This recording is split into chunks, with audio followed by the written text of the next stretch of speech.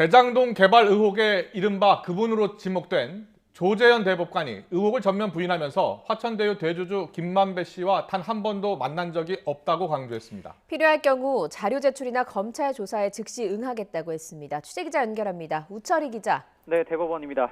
네, 조재현 대법관이 그분 의혹에 대해서 전면 부인했다고요?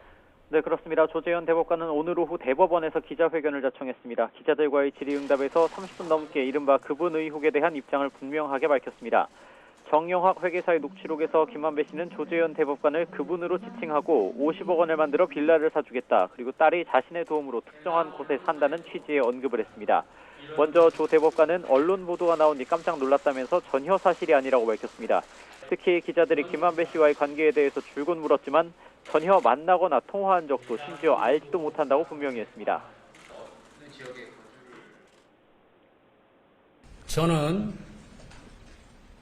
김만배 씨와 공적으로나 사적으로나 단 한 번도 만난 일이 없습니다. 일면식도 없습니다. 뿐만 아니라 단 한 번도 통화를 한 적도 없습니다. 또 언론사와 기자들과 만나면 명함을 간직하는데 김만배 씨 명함은 없고 또 성균관대 동문이라는 사실은 알지만 그 자체가 의심 사유가 될 수는 없다고 밝혔습니다. 네, 여러 자료 제출이나 검찰 조사에도 즉시 응하겠다는 뜻을 밝혔다고요.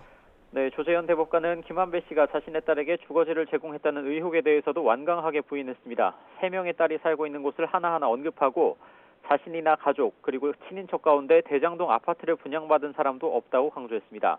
딸들에게 물어도 봤는데 사실 무근이라는 답을 받았다고도 밝혔습니다. 그러면서 필요할 경우 관련 자료 제출에 응하겠다고 분명히 했습니다.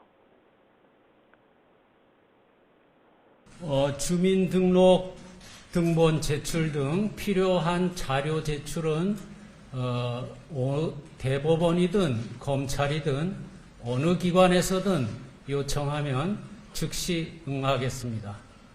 하등 회피할 이유가 없습니다. 조재현 대법관은 검찰 조사에 응하겠다는 뜻도 밝혔습니다. 아직은 검찰로부터 단 한 번의 연락이나 문의, 조사 요청을 받은 일이 없다면서 필요하다면 즉시 자신을 불러달라고 강조했습니다.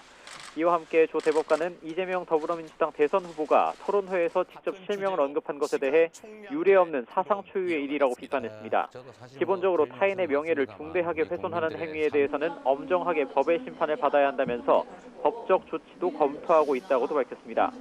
조 대법관은 의혹이 계속 증폭돼 선량한 국민을 오도할 염려가 있고 국민의 신뢰를 존립의 바탕으로 하는 사법부에 불신의 부채질을 하고 있어 전적으로 본인 결정에 따라 기자회견을 자청하게 됐다고 설명했습니다. 지금까지 대법원에서 YTN 오철입니다.